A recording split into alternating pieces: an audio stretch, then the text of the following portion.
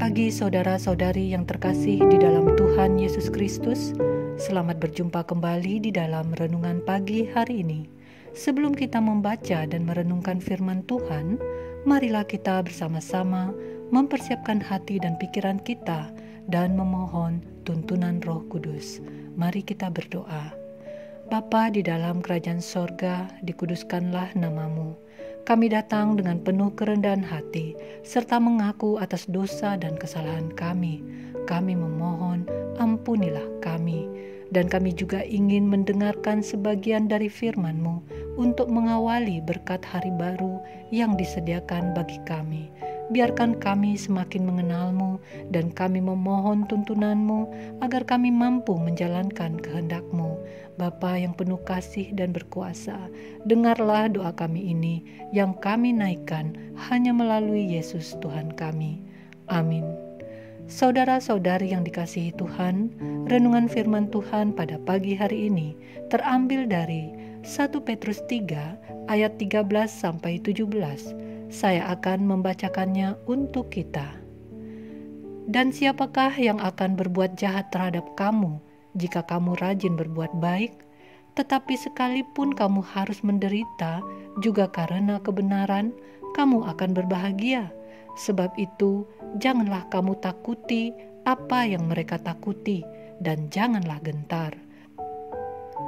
Tetapi, kuduskanlah Kristus di dalam hatimu sebagai Tuhan, dan siap sedialah pada segala waktu untuk memberi pertanggungan jawab kepada tiap-tiap orang yang meminta pertanggungan jawab dari kamu tentang pengharapan yang ada padamu. Tetapi haruslah dengan lemah lembut dan hormat, dan dengan hati nurani yang murni, supaya mereka yang memfitnah kamu karena hidupmu yang saleh dalam Kristus menjadi malu karena fitnahan mereka itu. Sebab lebih baik menderita karena berbuat baik, jika hal itu dikehendaki Allah, daripada menderita karena berbuat jahat. Saudara-saudariku yang terkasih, judul renungan pada pagi hari ini adalah Sabar di dalam Penderitaan. Saudara-saudari yang dikasihi Tuhan, melalui suratnya, Petrus menyapa orang-orang Kristen non-Yahudi agar mereka memperbaharui pikiran mereka, berpola hidup semestinya sebagai pengikut Kristus, masuk di dalam kehidupan yang penuh harapan untuk menerima suatu bagian yang tidak dapat binasa. Menanti akhir zaman, kedatangan Kristus yang kedua kali perlu disambut dengan hidup kudus dan kasih persaudaraan. Walau hidup mereka kerap teraniaya yang datang dari masyarakat lainnya, termasuk datang dari pemerintahan Romawi sendiri, Petrus meminta mereka tetap tunduk kepada pemerintahan itu. Kehidupan kudus dan kasih yang diajarkan kepada orang-orang Kristen non-Yahudi adalah bertentangan dengan kehidupan bangsa Romawi. Penyesuaian bagaimana bersikap sebagai hamba, bagaimana bersikap sebagai seorang suami atau istri, dan bagaimana bersikap terhadap musuh sangat diperlukan. Orang-orang Kristen ini harus mampu membawa diri sebagai saksi akan anugerah Allah. Saudara-saudari yang dikasihi Tuhan, adakah alasan kita untuk berbuat jahat kepada orang benar dan tak bercela? Bila ada, alasannya adalah hanya karena rasa iri kita terhadap orang tersebut. Tetapi, apakah ada orang benar dan tak bercela yang dianiaya? Ya, tentu saja ada. Dialah Yesus yang sepenuhnya manusia dan sepenuhnya adalah Allah. Sebagai orang Kristen, kita harus meneladani sikap Yesus yang walau difitnah, rela dicerca, dianiaya, ia tidak membalas, bahkan ia mendoakan. Dosa orang lain ditanggungnya. Ia mengasihi dan rendah hati. Ia memberi pengajaran. Ia sabar dalam penderitaannya. Saudara-saudari yang dikasihi Tuhan, sebagai orang Kristen, ada banyak orang yang tidak menyenangi kita. Kebaikan, kesabaran, kasih yang kita tanamkan di dalam hidup kita membuat orang lain justru iri dan berusaha menfitnah kita telah melakukan hal-hal yang tercela. Mereka senang bila kita dimusuhi banyak pihak. Mereka senang bila hidup kita menderita.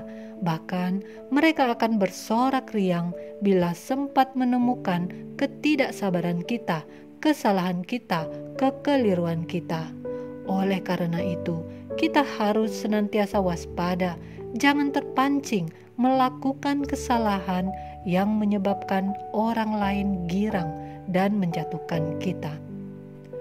Firman Tuhan tadi mengatakan, bila kita harus menderita karena kebenaran, karena berbuat baik, hal tersebut lebih baik daripada kita menderita karena berbuat jahat. Saudara-saudari yang dikasihi Tuhan, hendaklah kita sabar di dalam penderitaan kita. Jangan malu menderita sebagai orang Kristen. Tetaplah bertahan, menguduskan Kristus di dalam hati kita, memuliakan Allah. Allah sumber segala kasih karunia akan memberikan kekuatan bagi kita, orang yang menderita karenanya. Arahkanlah pandangan dan persiapkan sambutan bagi kedatangan Yesus yang kedua kalinya untuk kita menerima bagian sebagai orang-orang pilihannya. Sabarlah di dalam penderitaan. Demikianlah renungan pada pagi hari ini. Tuhan memberkati. Kita akan menutup renungan dalam doa, tetapi jika saudara ingin didoakan secara khusus, hubungi email kami. Kerinduan kami agar channel ini menjadi berkat bagi banyak orang. Mari kita berdoa. Kembali kami memanjatkan syukur kepadamu ya Tuhan. Kami telah diperkenankan menerima berkat firman-Mu melalui renungan pagi ini. Biarlah kami umat-Mu yang mendengarkannya semakin diberkati hidupnya dan mampu membagi kabar sukacita yang datang daripada-Mu. Kiranya Roh Kudus senantiasa membimbing dan menguatkan kami, walau hidup menderita, walau godaan datang, kami tetap bertahan untuk hidup kudus, memuliakan-Mu senantiasa. Kami menyerahkan seluruh aktivitas kami selanjutnya hanya di dalam tangan pengasihan-Mu. Jadilah kehendak-Mu. Terima kasih ya Yesus Tuhan kami. Kami angkat doa ini hanya kepada-Mu. Amin. Saudara-saudari, mulailah harimu. Kiranya kasih dan anugerah Tuhan senantiasa melimpah di dalam kehidupanmu. Muliakanlah Tuhan di dalam setiap aktivitasmu dan jadilah saksi hidup bagi firman-Nya.